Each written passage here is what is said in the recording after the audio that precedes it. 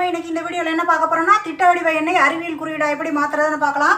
அதுக்கு சில எக்ஸாம்பிள்ஸ் எடுத்துக்கலாம். இப்போ 21 முழு எண் நம்ம நார்மலாக எழுதக்கூடிய முழு எண் எடுத்துக்கிறோம். 21 இதை வந்து அறிவியல் குறியீடாக எப்படி கொண்டு வருது அப்படின்னு சொன்னால், இப்போ முழு எண் அப்படின்னா தசம புள்ளி எங்கே இருக்கும் அப்படின்னா கடைசியில் இருக்கும். கடைசியில் இருக்கதா இல்லாமல் ஞாபகம் வச்சுக்கிறோம். கடைசியில் இருக்கும்போது அதாவது இந்த பக்கம் 0 இருக்குது, அதை நம்ம 0 இல்லை, அதனால் நம்ம இப்படி புள்ளி வைக்காமே விட்டுறோம். அப்போ நம்ம இந்த புள்ளி என்ன செய்யும் அப்படின்னா நமக்கு திட்ட குறியீடு அதாவது திட்ட வடிவத்தை அறிவியல் குறியீடாக மாற்றும் போது நமக்கு முழு எண் பகுதியில் 1லேருந்து 9 வரைக்கும் எண்கள் எழுதணும். ஏதாவது 10 போடக்கூடாது. 1லேருந்து 9 வரைக்கும் உள்ள எண்களை முதல்ல எழுதிக்கிறணும். அப்போ நமக்கு இந்த 2 மட்டும் தேவை. அப்போ இந்த தசம புள்ளி இந்த 2.1 போட்டுக்கிறோம். போட்டுட்டு இந்த தசம புள்ளி கடைசியாக இருந்து எத்தனை இலக்கம் முழு எண் பகுதியில் நகர்ந்து வந்திருக்கு. அப்போ இடது பக்கமாக வந்திருக்கிறதுனால நம்ம மிக எண்ணாக குறிக்கணும். 10 அடுக்கு மிக எண்ணாக போடணும். எத்தனை இலக்கம் நகர்ந்து வந்திருக்குன்னா ஒரு இலக்கம் நகர்ந்து வந்திருக்கு. அதனால் 10 அடுக்கு 1. இப்போ இதே 3 இலக்கம் எண்ணாக இருக்கட்டும். 3 இலக்கம் என்ன இருந்தால் முழு எண்ணில் கடைசியாக இருக்கும். கடைசியாக இருக்குது இந்த புள்ளி. அப்போ நமக்கு இங்கே தான் வந்து இந்த புள்ளி தேவை. அப்போ இங்கே வருது. நகர்ந்து வரும்போது நம்ம 2.13 அப்படி எழுதிட்டு பெருக்கல் 10 அடுக்கு எத்தனை இலக்கம் இடது பக்கமாக வந்திருக்குன்னா அதாவது முழு எண் பகுதியில் வந்திருக்கிறதுனால நம்ம 10 அடுக்கு மிக எண்ணில் தான் எழுதணும் 2. அடுத்ததான் அதே போல் 4 இலக்கம் இருந்துச்சு அப்படின்னு சொன்னால் இந்த புள்ளி கடைசியில் இங்கே வருது. இந்த இடத்துல எழுதணும். அப்போ 2.401 பெருக்கல் 10 அடுக்கு 3. அதே போல் இங்கே 5 இலக்கம் இருந்துச்சு அப்படின்னாலும் இங்கே கொண்டு வந்துடணும் தசம புள்ளி. அப்போ 2.5500 எழுதிட்டு பெருக்கல் 10 அடுக்கு 4 இலக்கம் இடது பக்கமாக போனதுனால 4 எழுதணும். அதாவது முழு எண் பகுதி நம்ம இந்த பக்கம் எழுதுவோம். தசம எண் பகுதி வலது பக்கமாக எழுதுவோம். இந்த பக்கம் எழுதுறதுனால நம்ம மிக எண்ணில் போடணும், ப்ளஸில் எழுதணும். அடுத்ததான் இங்கே அதே போல் இங்கே 6 இலக்கம் இருக்குது, இங்கே கொண்டு வர்றோம். அப்போ 3.1546 எழுதிட்டு பெருக்கல் 10 அடுக்கு 5 இலக்கம் நகண்டு போனதுனால நம்ம 5 எழுதுறோம். அதே போல் இங்கே 6 இலக்கம் நகண்டு போகுது. அப்போ அந்த எண்ணை அப்படியே எழுதுவோம். 4.585000 எழுதிட்டு 6 இலக்கம் முன்னாடி போனதுனால நம்ம 10 அடுக்கு 6 அப்படின்னு எழுதுவோம். அடுத்த எக்ஸாம்பிள் பார்ப்போம். அதாவது ஏற்கனவே அவங்க கொடுத்துருக்க திட்ட வடிவத்திலேயே வந்து 2.1 இதை வந்து தசம எண்ணில் இருந்துச்சு அப்படின்னு சொன்னால் இதை அறிவியல் குறியீட்டில் எப்படி எழுதுறதுன்னா, இது ஏற்கனவே நமக்கு முழு எண் பகுதியில் ஏதாவது ஒரு 1லேருந்து 9 வரைக்கும் இருக்க நம்பர் இருக்கணும், நமக்கு இருக்குது. அதனால் நம்ம 2.1 அப்படி எழுதிக்கிறோம். அப்போ இந்த புள்ளி எங்கேயுமே மூவ் ஆகலை. அதனால் 10 அடுக்கு 0. அடுத்ததாக இந்த புள்ளி எங்கே போகும், திரும்ப இங்கே 2 பக்கத்தில் வரும். அப்போ 2 புள்ளி இந்த 1 3 சேர்த்து எழுதிக்கிடுவோம். எழுதிட்டு இங்கே ஒரு இலக்கம் இடது பக்கமாக போனதுனால 10 அடுக்கு 1. இங்கே அதே போல் இங்கே வரும், 2 பக்கத்தில் வரும். 2.401 அந்த எண்கள் முழுசாக அப்படியே எழுதிட்டு பெருக்கல் 10 அடுக்கு 2 இலக்கம் முன்னாடி போனதுனால நம்ம 2 போட்டுக்கணும். அதே போல் இந்த மாதிரி இருந்துச்சு 255.45 இருந்துச்சு அப்படின்னாலுமே இந்த புள்ளி மூவ் ஆகிறத மட்டும்தான் நம்ம பார்க்கணும். அப்போ 2.5545 சேர்த்து எழுதிட்டு பெருக்கல் இந்த தசம பகுதியில் இருக்கக்கூடிய எண்களை எண்ணக்கூடாது. அந்த புள்ளி எத்தனை இலக்கம் நகண்டு போயிருக்கோ அத்தனை தான் போடணும். 10 அடுக்கு 2.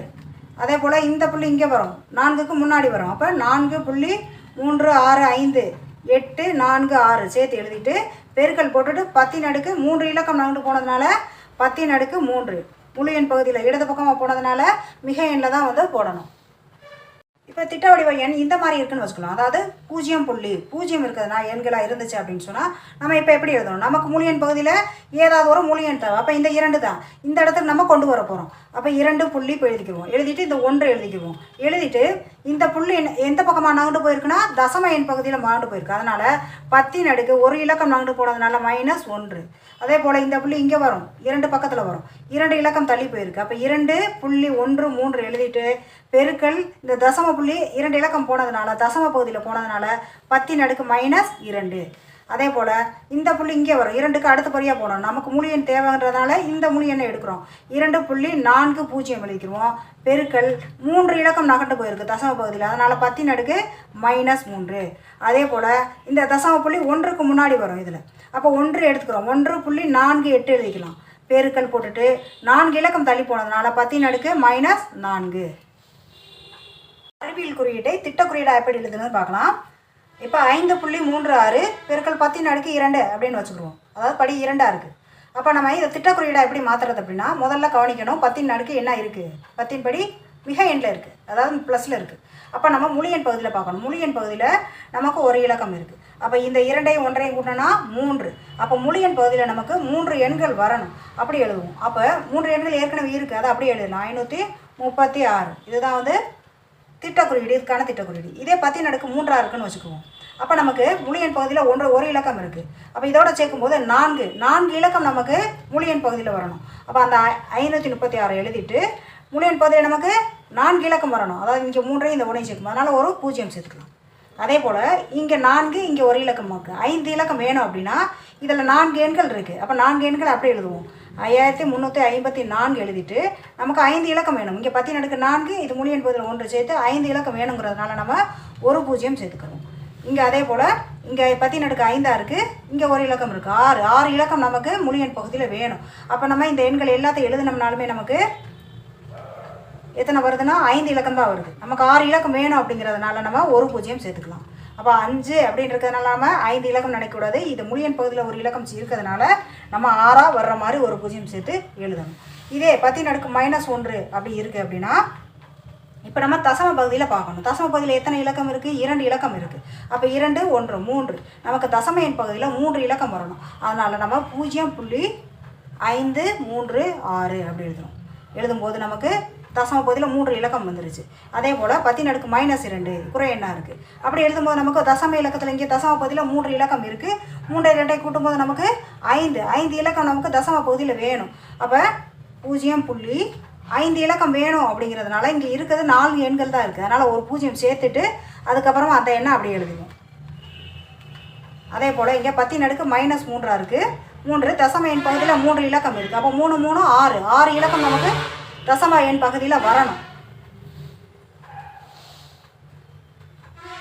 அதே போல் 10 இங்கே -3 இருக்குது அப்படின்னா இங்கே 3 தசம எண் பகுதியில் 3 இலக்கம் இருக்குது. அப்போ 3 3 6 இலக்கம் நமக்கு தசம எண் 6 இலக்கம் வேணும் அப்படின்றதுனால 0 புள்ளி போட்டுடுறோம். இங்கே ஏற்கனவே 4 இலக்கம் தான் இருக்குது. அதனால் 2 0 சேர்த்துக்கிடுவோம். 2 0 சேர்த்துட்டு அதை அப்படியே எழுதிடுவோம். 4482.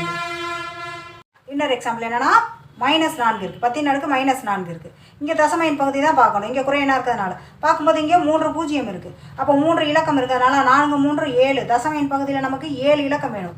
இங்கே மொத்தமாக சேர்த்தோம்னாலே 4 தான் வருது. அப்போ 3 0 முன்னாடியே நம்ம சேர்த்துக்கிறோம். 7 இலக்கம் வர்றதுனால 0 புள்ளி போட்டுட்டு 3 0 முதலே சேர்த்துக்கிறோம். சேர்த்துட்டு இந்த 5000 அப்படியே எழுதிடணும்.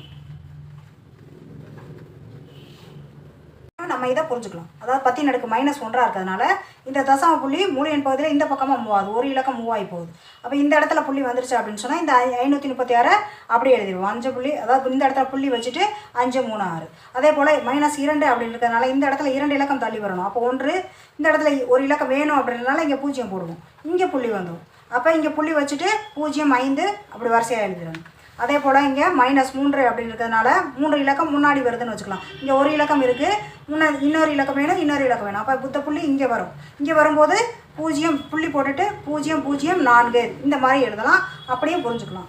எது எளிதாக இருக்கோ அந்த மாதிரி புரிஞ்சுக்கலாம். இப்போ இதன் -4 அப்படின்றதுனால 4 இலக்கம் முன்னாடி போகணும். முன்னாடி போகிறதுனால நமக்கு இங்கே ஒரு இலக்கம் இருக்குது. முன்னாடி 3 0 போட வேண்டியது வரும். அப்போ இங்கே புள்ளி வரும். இங்கே புள்ளி வரும்போது இங்கே இந்த இடத்துல 0 எடுத்து எழுதும்போது 0.005 இந்த அடுத்த 0 இருந்தாலும் அப்படியே தொடர்ந்து எழுதிடணும்.